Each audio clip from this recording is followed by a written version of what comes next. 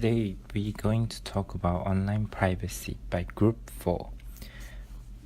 This is introduction, so first of all we're going to talk about what does online privacy mean and why is online privacy so important, and the effect of poor online privacy and what that means for individual.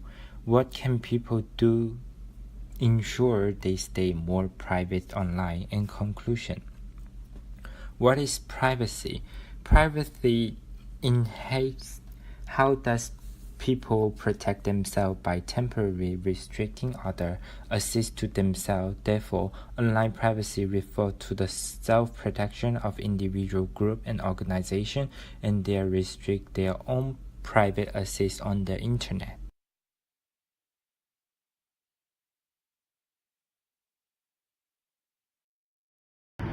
Listen, I was trying to buy this handcrafted mahogany wood model of a B-25 Mitchell Panchito aircraft. Aw, for me? Don't sass me. And I went to this website, and this ad popped up that said, "Hey, Ron Swanson, check out this great offer."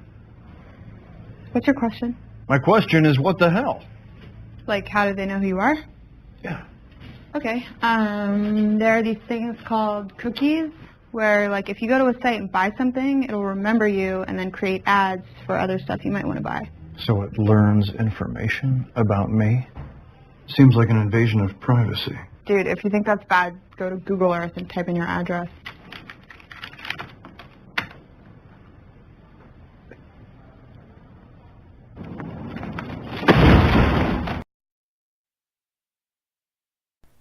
Privacy is about respecting individuals and their personal life. Internet privacy is a subcategory of data privacy. Online security affects everyone who interacts online. The revelation of such information can leave the subject vulnerable to many abuses like exposure of medical record, psychological test and interview, court record, financial record.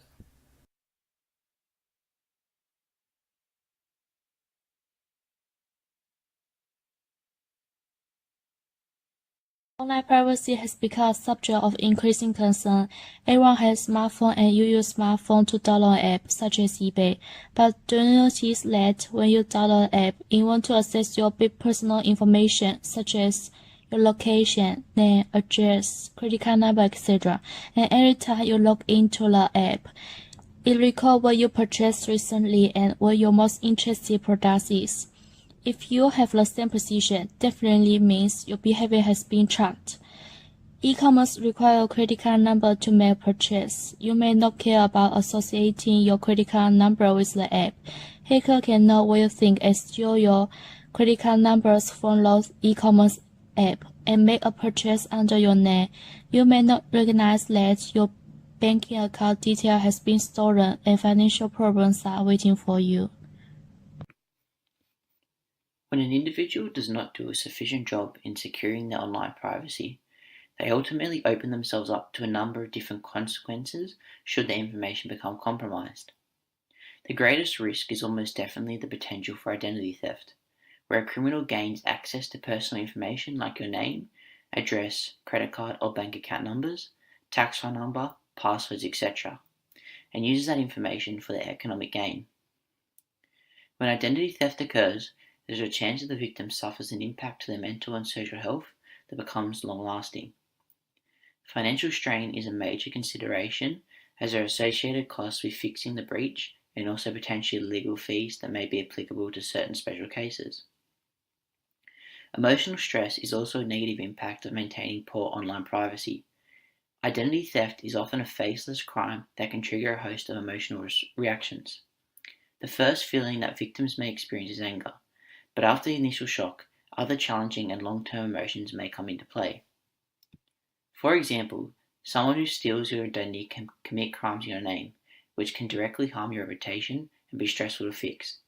If you're applying for a job and a criminal record pops up in your background check, it may affect not only your employment, but also your feelings of self-worth.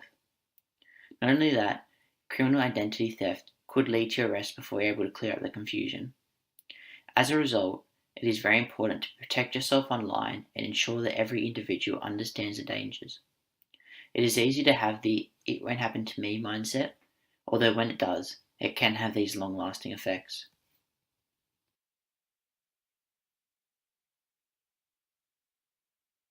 For the negative impact of the disclosure of private information systems, people can take some simple steps to protect their privacy.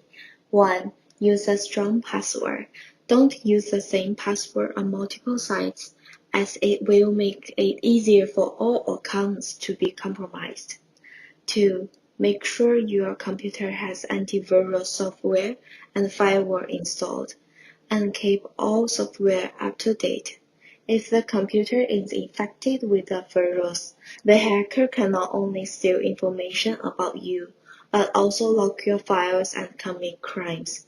Keeping software up to date and installing system patches will fix vulnerabilities and prevent cybercriminals and hackers. 3. Don't overshare on social media. If you post too much information about yourself, hackers may use this information to commit crimes against you. Many popular social software have privacy settings that ensure that only those people you approve can see your activity. Reduce the number of strangers entering your social networking site and protect your privacy data. 4. Do not click on the strange links or attachments. Cybercriminals will deceive people from clicking on links as power companies, banks, or other legitimate organizations. Call your legal organization or your friend to verify and confirm before clicking on the link to make sure your private information is secure.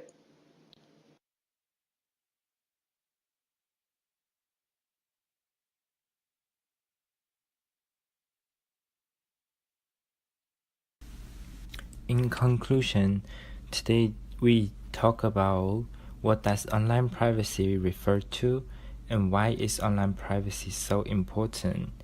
We talk about the effect of poor online privacy and what the mean for individual. What can people do ensure they stay more private online?